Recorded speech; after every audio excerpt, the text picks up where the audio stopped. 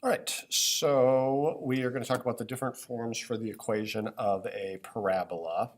And you should have this note sheet. We're just going to add a couple things to it. So we have sort of a couple different options for the way the equation of a parabola can be written.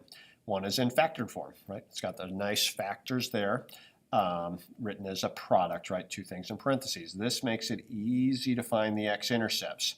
The x-intercepts are m and n when it's written like this, right? The x-intercepts are m and n because we use the zero product property.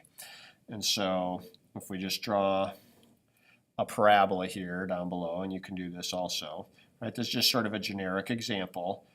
It's like these x-intercepts are m and n, right? And so you can see those from the factored form.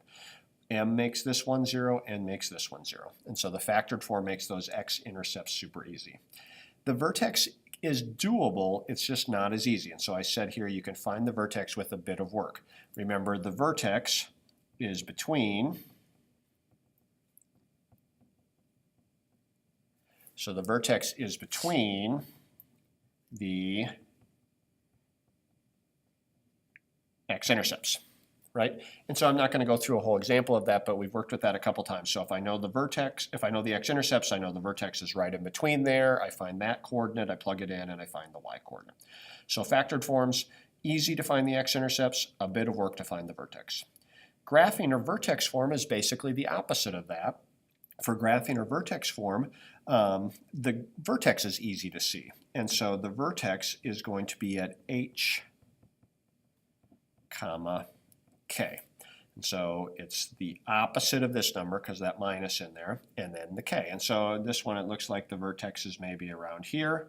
And so that vertex is h, comma, k, right? And so that's the high or low point on that parabola. So graphing form, it's super easy to see the vertex. The x-intercepts you can also find with a little bit of work, and that's what we talked about in class yesterday. And so that's where you take the equation, you set y equal to 0, and then you have to go through the steps to get, let's move that up there a little bit. Then you have to go through the steps to get the squared part by itself. You take the square root, you got that plus and minus, and then you solve and get two answers for the two x-intercepts, right? So it's all about which is easier to find the things that you're looking for. Okay. Turns out there's another form, and this is sort of a little preview of stuff that's coming. This other form is called standard form, where it's sort of all multiplied out like this. And we've actually worked with standard form a little bit, and when we've seen standard form, we usually factor. And there's a typo on the sheet. I will fix it before I copy it for you guys. But factor is not to write it in vertex form. That is to write it in factored form, hence the name, right? And so to write a standard form into factored form, we're going to factor it.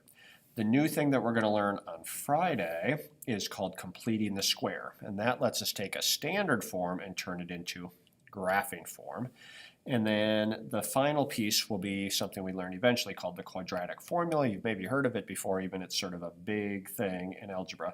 And that lets me go from standard form directly to the x-intercepts, which is sort of nice.